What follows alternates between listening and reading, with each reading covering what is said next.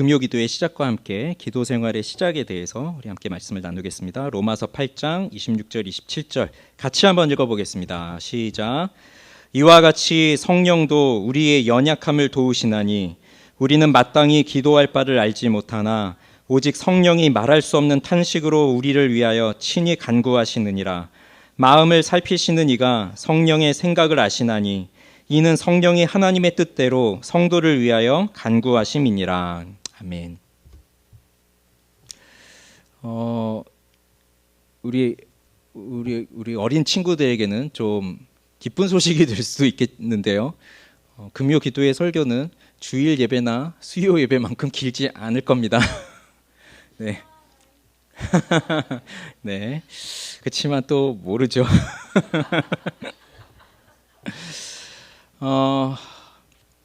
하나님의 집으로 나와서 우리 이렇게 교회로 나와서 하는 것처럼 이렇게 하나님의 집에 나와서 하나님 안에서 기쁨을 누려야 되는데 신앙생활 하다 보면 그렇지 못할 때가 있어요.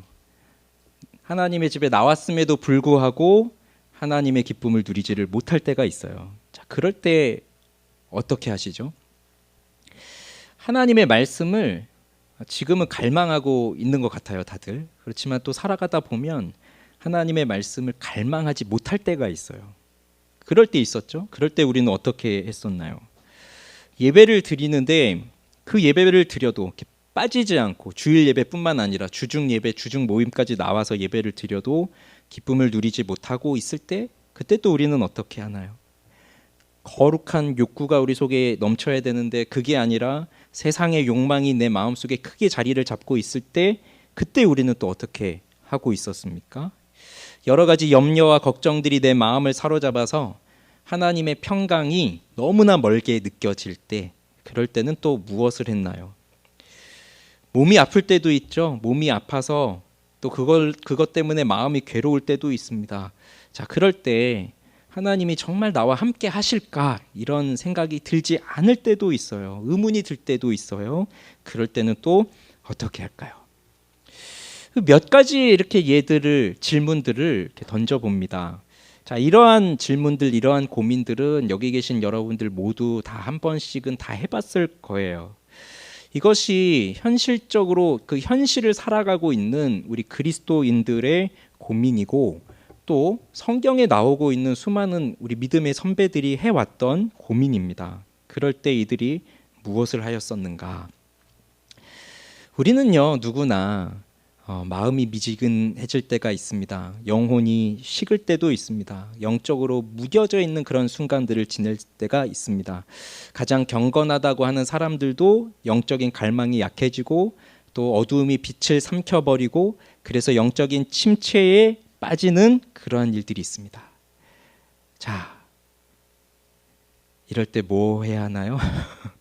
이미 다 마음속으로 답을 이야기하고 있으십니다. 이럴 때 기도해야죠. 기도하라고 계속 배워왔고 저 같은 사람은 기도하라고 계속 가르치고 말해왔습니다. 기도는 하나님과의 대화입니다. 칼빈은 이렇게 말했어요. 하나님과 대화를 나누려는 사람들은 합당한 정신과 마음을 가져야 한다. 이렇게 말했습니다. 그런데 사람들은요, 누구나 할 것 없이 우리가 기도하는 일에 온 마음과 정신을 다 쏟아 부어도 여러 가지 생각들이 막 내 의도와 상관없이 여러 가지 생각들이 이렇게 끼어들 때가 있고요. 그래서 기도하는 것을 막아버릴 때가 있어요. 그러면서 이리로 기도하면서 가야 되는데 딴 길로 가는 그런 일들을 하게 됩니다. 그래서 우리는 기도하면서 정말 우리의 마음과 생각과 모든 것을 집중하면서 기도를 해야 하는데 그런데 문제가 뭔가요? 이제 정말 실제적인 문제. 특히 앞에서 이런 질문들을 던졌던 그런 사람들의 문제. 기도해야 된다는 것을 알고 있고 우리 마음과 힘을 모아서 기도해야 된다는 것을 알고 있지만 정작 나에게는 그렇게 기도할 힘이 없다는 것. 이게 문제예요. 그렇지만 이러한 우리에게 오늘 우리가 읽은 말씀이 굉장히 큰 위로와 힘을 줍니다. 로마서 8장 26절 다시 한번 읽어볼게요. 26절 시작. 이와 같이 성령도 우리의 연약함을 도우시나니 우리는 마땅히 기도할 바를 알지 못하나 오직 성령이 말할 수 없는 탄식으로 우리를 위하여 친히 간구하시느니라. 이 말씀을 보면 우리에게 연약함이 있다는 것을 알게 됩니다. 본래 하나님이 사람을 창조하실 때에는 연약한 존재로 창조하지 않으셨습니다. 그러나 아담이 범죄한 이후로 사람은 연약해졌습니다. 여기 나오는 연약함이라고 하는 이 단어가 이런 뜻이에요. 말 그대로 연약함, 아픔, 질병 이런 거예요. 그래서 어떤 뜻이 있냐면 물리적으로나 자연적으로나 또는 초자연적인 일에까지도 그 자질이 결핍되어 있는, 그러니까 몸이 굉장히 힘이 있어야 되지만 물리적인 자질이 부족해서 힘이 떨어지는 그런 의미를 갖고 있는 단어예요. 그래서 쉽게 말하면 힘이 없어진 상태입니다. 힘이 없는 상태. 어떤 상태를 예를 들 수 있을까요? 어떨 때 우리는 힘이 없을까요? 우선 육체적인 연약함을 말할 수 있습니다. 육체적인 연약함. 질병이 들었을 때, 피곤할 때, 게으를 때. 여러분, 나는 태어날 때부터 강철 체력이다. 이런 분 계신가요? 살아가다 보면 가끔 그런 분들을 만납니다. 나는 강철 체력이다. 근데 어떤 분이 제가 이제 교회를 개척하면서 이런 말씀을 해주셨는데요. 김성구 목사는 다 좋은데 체력이 약하다. 그런 얘기를 해주셨어요. 체력이 약해요. 그러니까 이거 자꾸 하지 말라고 했는데 자꾸 그러니까 나오네. 하룻밤만 좀 무리하거나 밤을 새면 힘이 들어요. 20대 때는 안 그랬는데 이제 지금은 힘들어요. 이사를 준비하면서 수요 예배 끝나고 집에 가서 이제 그 목요일 아침에 이사를 해야 되니까 우리 집에 있는 많은 짐들을 이제 버려야 했습니다. 그걸 버리는데 버려도 왜 이렇게 버릴 게 많은지 한 새벽 3시 반까지 버렸어요. 그리고 이제 잠을 자고 7시부터 이제 이사를 시작을 했습니다. 그리고 이제 어제 이사를 하고 어제도 뭐 늦게까지 좀 있다가 이제 오늘 이렇게 나왔는데 조금 그렇게 무리를 하면 몸이 좀 힘들어져요. 그래서 머리도 아프고 어지럽고 막 합니다. 근데 저만 그런 게 아니라 여러분 모두 다 그럴 거예요. 다 체력이 약할 때가 있습니다. 근데 체력뿐만 아니라 몸이 아플 때 있잖아요. 몸이 아플 때. 그 몸이 아프면 일어나질 못하잖아요. 그런 거 다 육체적인 연약함이 있습니다. 그것뿐만이 아니에요. 심리적인 연약함이 있습니다. 심리적인 연약함. 슬픔, 우울, 낭망, 괴로움 이런 거.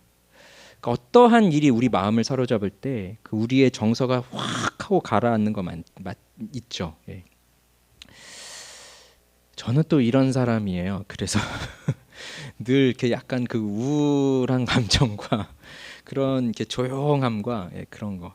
그래서 옛날부터 노래를 들을 때도 막 빠른 비트의 노래와 그 정신없는 노래는 안 듣고 이렇게 차분한 노래 이런 것만 들었고 했어요.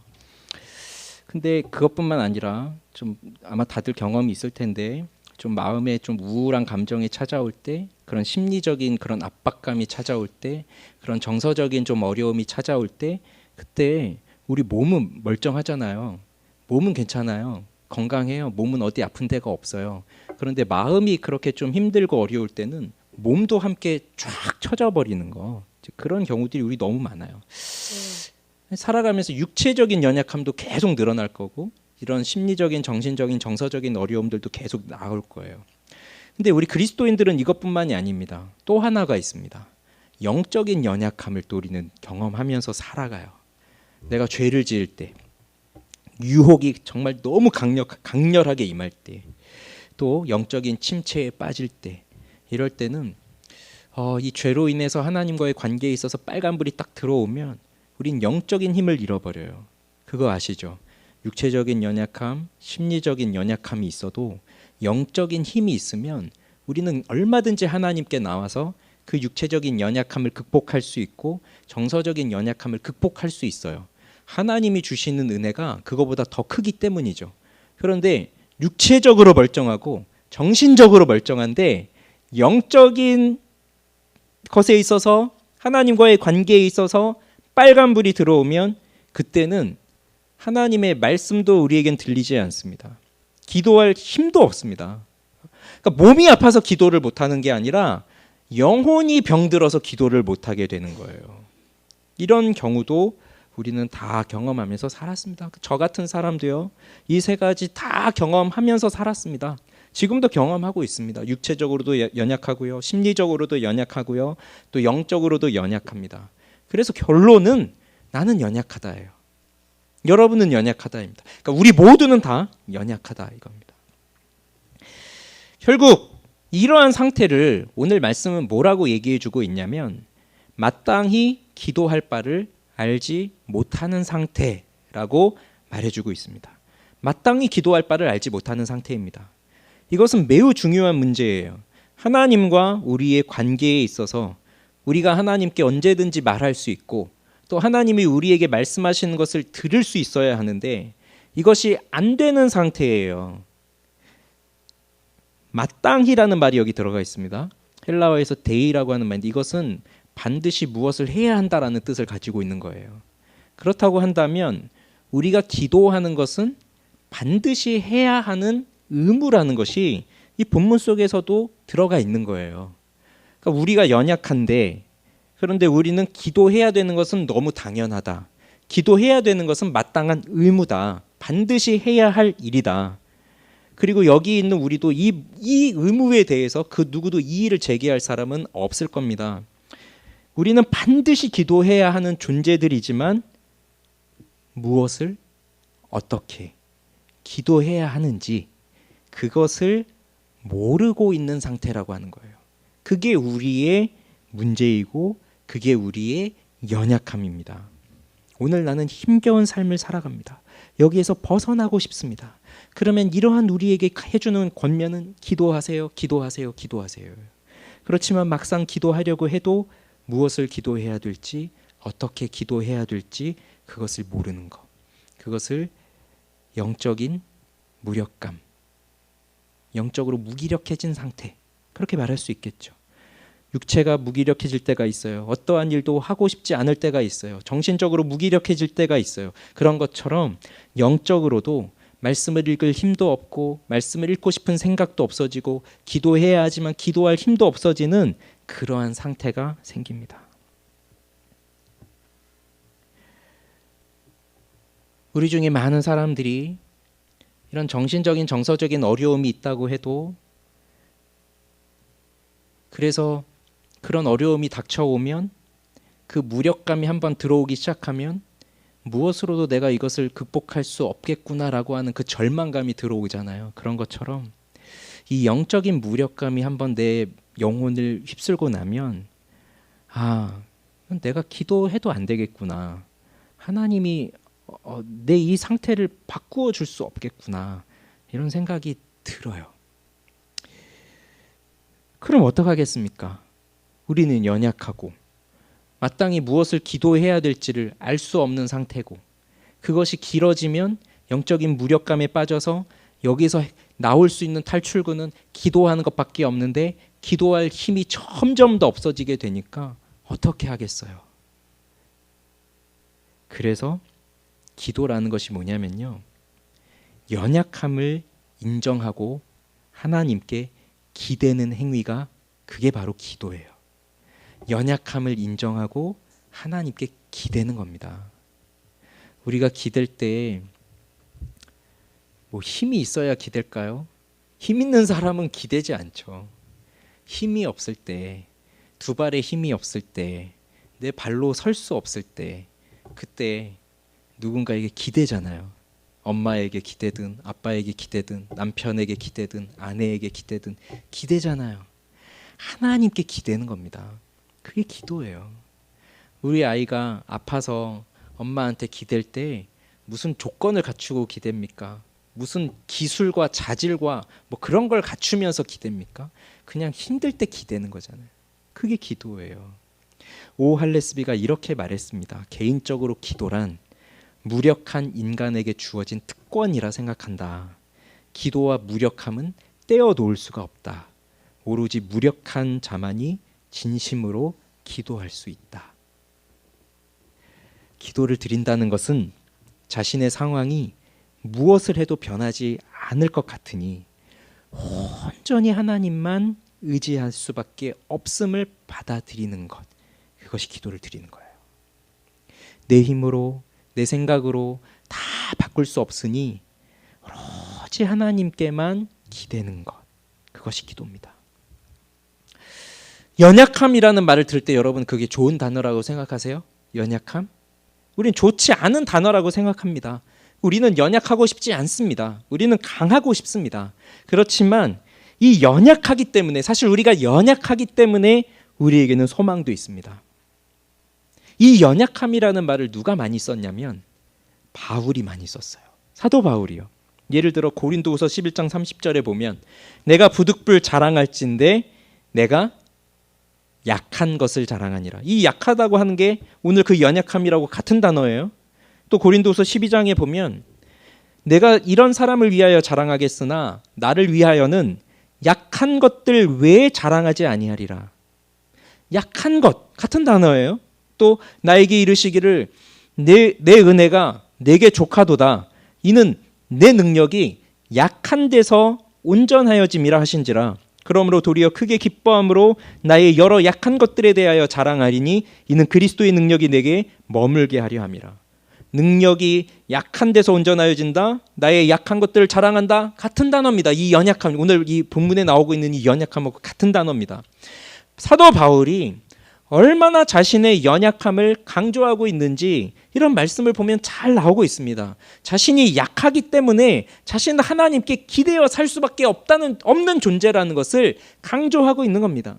자신이 연약하다고 생각하지 않는 사람들은 반대로 기도하는 행위를 가장 어리석은 행위라고 생각하면서 살아갑니다. 우리 예전에 열린교회에서도요, 어느 집사님의 고백이었어요. 이분은 너무 똑똑하시고 너무 잘 나가시는 분이었어요. 어릴 때부터 실패라는 걸 경험해 본 적이 없는 분이었어요. 시험을 봐도 떨어지는 일이 없는, 운전면허 시험을 봐도 떨어지시는 분들이 있잖아요. 근데 무슨 시험을 봐도 떨어지는 적이 없는. 그래서 이분이 그 옛날에 학교 다닐 때부터 그 크리스찬들을 보면 뭐만 있으면 기도하러 간다는 거예요. 그래서 속으로 그 시간에 노력하고 그 시간에 공부하면 되지. 왜 그 시간에 공부 안 하고 그 시간에 노력 안 하고 기도하러 가냐. 뭐 하나님이 어디 있다고 하나님한테 저렇게 기도하냐. 되게 그러니까 크리스찬들을 되게 어리석은 사람으로 보는 거예요. 그 시간에 네가 공부하고 스스로 공부하고 열심히 노력하면 다 되는 걸 자기가 공부 안 하고 자기가 게으르게 살면서 하나님이란 분한테 도움만 요청하고 있다. 저렇게 살아서 뭐 하냐. 이제 그런 생각을 가지면서 사셨던 분이에요. 이분이 인생 속에서 큰 이제 그 아픔을 경험하고서 하나님께 돌아오게 되셨어요. 그런 것처럼 기도한다는 거, 그 연약함을 인정한다는 것, 세상 사람들이 볼 때는 어리석은 일입니다. 그러나 오늘 아까 말씀드린 것처럼 연약한 사람들에게 주어진 특권이 바로 기도예요. 그래서 우리는 더더욱 기도하는 일에 우리의 마음과 노력을 기울여야 하는 것이 당연합니다. 그렇지만 우리 능력은 이렇게 할 수가 없어요. 할 수 없어요. 그래서 그 다음에 나오고 있는 그 말씀을 우리는 기억해야 됩니다. 이와 같이 성령도 우리의 연약함을 도우시나니.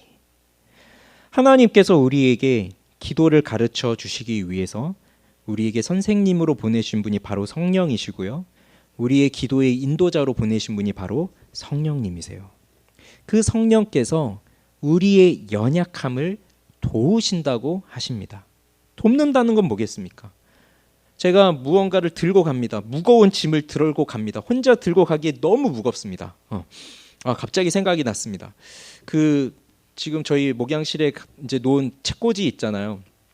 그 책꽂이를 뭐 용달차를 부를까 뭘 할까 어떻게 할까 고민을 하다가 그래도 그냥 내가 옮기자 해서 열린교회에서 트럭을 빌려가지고 이제 저걸 이제 옮겼어요. 근데 이제 혼자 옮기는데 이제 옮기시는 분들 보면 혼자 잘 옮기지 않아요. 제가 체력이 약한가 봐요. 근데 드는데 엘리베이터에서 들고 이렇게 이제 옮기고 있습니다. 근데 갑자기 누군가 딱 나타나면서 딱 들어주시는 거예요. 누군가 했더니 우리 경비 아저씨였어요. CCTV로 다 보고 있었나 봐요. 엘리베이터로 계속 뭔가 이렇게 옮기고 있으니까. 혼자 그걸 옮기는 걸 막 낑낑대고 있으니까 갑자기 탁 나타나셔가지고 우리 같이 합시다 하면서 딱 들어주시는 거예요. 그래서 책꽂이 3개를 같이 들어주신 거예요. 혼자 할 때는 그게 되게 무거웠던 게 둘이 드니까 그냥 하나도 안 무겁더라고요. 그런 것처럼 그렇게 누군가가 돕는다고 한다면 우리는 얼마든지 함께 할 수가 있습니다. 이처럼 기도의 무거운 짐을 내가 지면서 살아가고 있어요. 그런데 나는 연약해요. 무력해요. 더 이상 기도의 발걸음을 옮길 수가 없어요. 한 발자국도 뗄 수가 없어요. 기도의 화살을 쏘라고 우리 말씀 많이 들었죠. 그 저 높이 계신 하나님께 하나님을 향하여 우리의 기도의 제목을 그 화살에 담아서 기도의 활을 쏘는데 이 활 시위를 당길 힘조차 없는 거예요. 그럴 때 성령께서 우리에게 오셔서 우리의 연약함을 도우신다는 겁니다. 기도의 화살을 쏠 힘이 없는 나에게 성령께서 내 손을 붙잡아 주셔서 함께 이것을 당겨 주시면서 기도할 수 있는 그 기도의 활을 쏘게끔 하시는 거예요. 그것이 성령께서 우리의 연약함을 도우신다는 거예요. 무엇을 어떻게 기도해야 될지, 무엇을 말해야 될지, 어떻게 간구해야 될지 이것을 모르는 상황 속에서 우리의 중보자가 되어주셔서 우리에게 무엇을 기도해야 되는지, 우리가 어떻게 구해야 하는지를 가르쳐 주시는 분이 성령님이세요. 그래서 실제적으로 기도할 힘을 잃어버린 사람들은 오늘의 이 말씀을 기억하고 성령의 도우심을 구하면서 기도해야 합니다. 그 성령께서 우리를 어떻게 도우시는가, 어떻게 우리를 위해 기도하시는가는 다음 주에 좀 더 자세히 살펴볼 거예요. 그렇기 때문에 여러분, 기도 생활을 이제 시작을 해야 합니다. 물론 하고 있습니다. 그렇지만 이제 저는 우리 빗소만 교회 입장에서 본다면 이제 정말 시작이에요. 오늘부터 금요 기도회 시작합니다. 다음 주 월요일부터 새벽 기도회 시작합니다. 그러면서 우리 교회가 공적인 기도 모임을 함께 시작하고 이제 교회의 기도를 시작합니다. 그리고 여러분 각자의 삶에서 또 기도 생활을 하고 계신 분들이 있고요. 혹시라도 아까 말씀드린 그런 여러 가지 이유들 때문에 내가 개인적인 기도 생활을 또 제대로 하지 못하고 계신 분들이 계시다면 그러면 기도 생활을 시작을 해야 합니다. 그런데 이 기도 생활의 시작을 위해서 가장 먼저 해야 할 일이 무엇이냐? 나는 연약한 자입니다 하는 것을 인정하는 겁니다. 나의 무력감을 인정하는 거예요. 난 무엇도 할 수 없는 존재다 인정하는 거예요. 나는 무엇도 바꿀 수 없는 존재다 하는 것을 인정하는 거예요. 나 기도 잘 못합니다. 새벽 기도 해야 하지만 사실 새벽에 일어날 힘이 없는 사람입니다. 새벽에 일어나도 기도할 힘이 없는 사람입니다. 하루하루 살지만 직장 일이 너무 힘듭니다. 고됩니다. 우리 자녀들을 돌보는 일이 너무 힘듭니다. 내 몸이 아픕니다. 내 마음이 괴롭습니다. 여러 가지 이유들이 우리에겐 있습니다. 그것을 인정하는 겁니다. 내 스스로 그것을 떨쳐버리고 내 스스로 나와서 기도하라 그것이 아니라 먼저 나의 연약함을 인정하고 나의 힘으로는 할 수 없습니다라는 것을 인정하라는 거예요. 그게 기도 생활의 시작이에요. 그게 시작이에요. 그것이 되어야 우리는 하나님께 기댈 수 있습니다.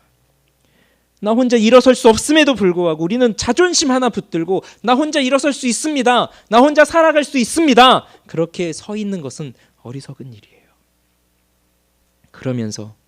그렇기 때문에 우리 육체적인 연약함, 우리의 심리적인 연약함, 우리의 영적인 연약함, 그 우리 영혼 속에 깃들어 있는 그러한 영혼의 무력감, 이런 모든 것들, 그것에서부터 오는 그 게으름, 실증, 이런 것들, 그런 것들 하나님 앞에 다 인정하고 성령의 도우심을 구하면서 성령 안에서 깨어 기도하는 것이 우리 기도 생활의 시작입니다. 오직 여호와를 바라보십시오. 연약함 가운데에서도 성령의 감화를 통하여 우리 하나님 앞에 나아갈 수 있도록 도와달라고 기도하기를 시작하십시오. 하나님께서 함께해 주실 것입니다. 성령께서 우리 가운데 임하여 주셔서 우리의 연약함을 아시는 분께서 말할 수 없는 탄식으로 우리를 위해 친히 간구하여 주실 것입니다. 우리는 하나님께 기대면 됩니다. 그 하나님께 기대는 여러분 되십시오. 우리 모두 되기를 바랍니다. 아멘. 우리 함께 찬양합시다.